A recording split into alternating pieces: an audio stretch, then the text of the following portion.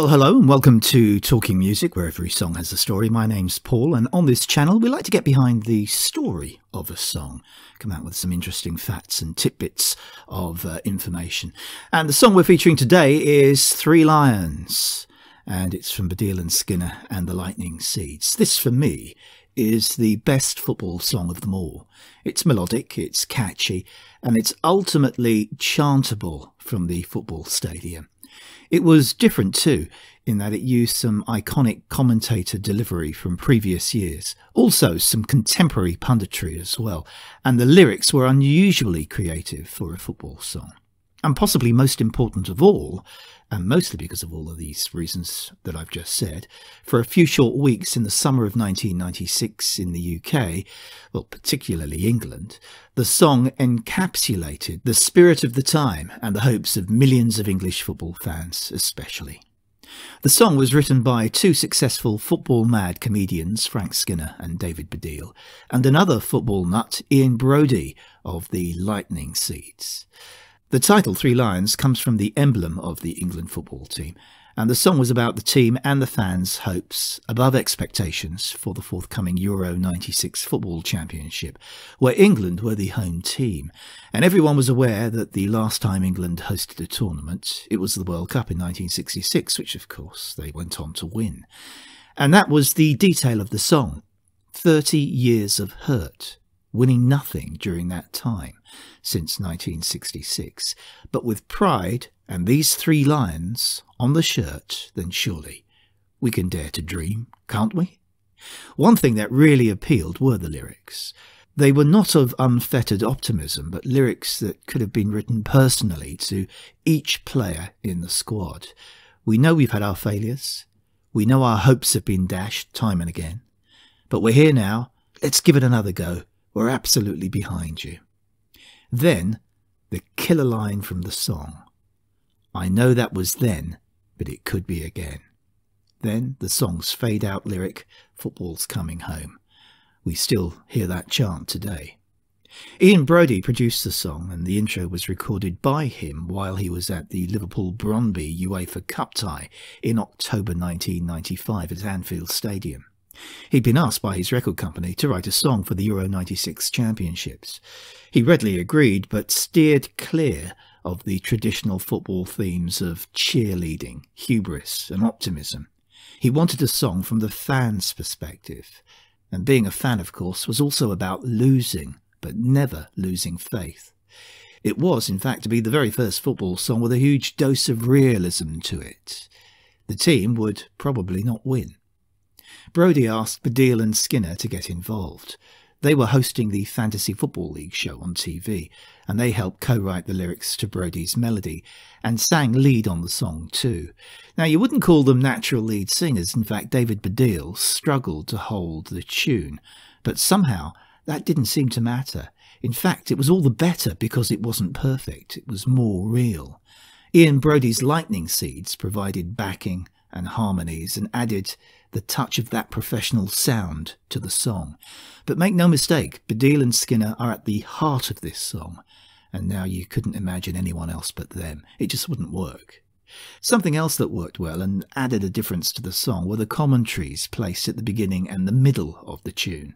In fact, the song starts out with a huge chunk of reality from pundits Alan Hansen, Trevor Brooking and Jimmy Hill. We're not creative enough, and we're not positive enough. We'll go on getting back, as I'm getting back, as I'm getting back, as I'm getting back. The song also references commentators Hugh Johns, some say it's David Coleman, on the great Gordon Banks save from Pelé's header for Brazil in the 1970 World Cup, and also John Motson's commentary on the last-minute winning goal by David Platt against Belgium in the 1990 World Cup. The video too is great, showing some terrific clips of great moments to stir the blood, and BADDIEL and Skinner in the video are like awe-struck schoolboys, but I say that in a good way because they are mad, passionate fans of the game. But two things strike me about the video.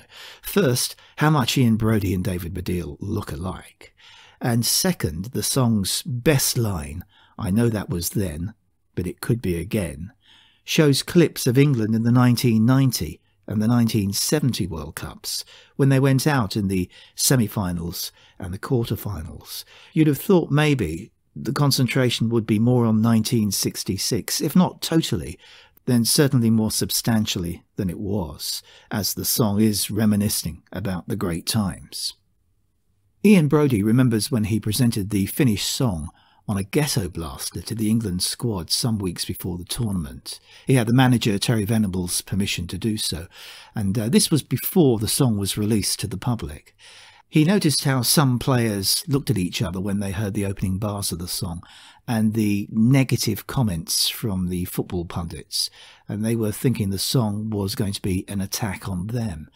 But after the song had finished, it was Paul Gascoigne, who was England's best player at the time, arguably, certainly their talisman, who stood up at the end and praised the song, and then it would seem that everyone else got on board. They all realised it wasn't a cheerleading song, but it was a heartfelt plea from a fan's point of view that loved their national team, win, lose or draw. As a single, it soared. Radio stations played it, TV stations did too. You'd hear it in pubs and clubs, and its popularity got greater as England's performances through the competition got better. Was one helping the other, or was it a two-way street? But certainly whenever it was played, people would join in singing. This is how it fared in the chart.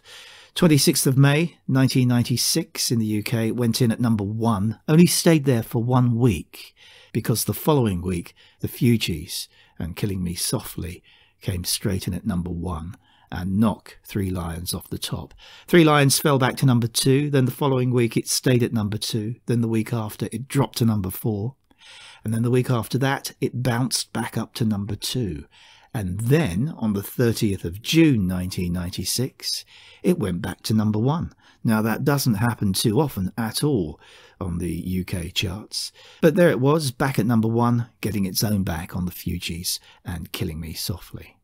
It turned out that year, 1996, to be the 7th best seller of the year. The song's performances in the chart mirrored England's performance in the tournament. As England won each game, each week record sales would increase. Three Lions as a song made a reincarnation 2 years later for the 1998 World Cup. It was a remake with different sound bites, different lyrics, and was every bit as good as the original. In fact, you could say even better. This time, though, the crowd sang It's Coming Home at the start, but the belief in the England team continued through the altered lyrics with some great lines, referencing how well England did in '96. And the video for the '98 version of the song featured clips from the '96 competition and football commentary from Jonathan Pearce. The production on the '98 song was bigger. Even BADDIEL and Skinner sounded better. The '98 version hit number 1 for 3 weeks, June, July 1998, during the course of the World Cup, and sold 600,000 copies in the UK. The '96 version sold 1.3 million copies, so in total, those two versions of the same song from '96 and '98 have sold 1.9 million copies in the UK. It's a mighty seller. But the '98 song was not as much a talisman for the England football team as the '96 song appeared to be. If you're wondering, England lost out to Germany in the '96 competition in the semi-final. They went down on penalties after arguably being the better team over 90 minutes and extra time. Germany went on to win the tournament. In the 1998 World Cup, England didn't get that far. So even though we didn't win anything in '96, the competition gave us our best ever football song, one that's still sung today by England fans when things are going well and when things are going not quite so well. The song was liked by other teams as well, including, as Jürgen Klinsmann said on record, the German team, who sang the song on the bus on the way to the semi-final game with England. It even made a showing in the German singles chart. Very rarely does a song come along and epitomise the time we're living, the phase we're going through, as it were. And in the summer of 1996, this was one of those songs. It's been around for a while now, and I get the feeling it's going to be around for a while more. Three Lions, BADDIEL and Skinner, and Ian Brodie and the Lightning Seeds. And that's it for another Talking Music video. do hope that you have enjoyed this video. There's lots more. All you need to do is subscribe to the channel.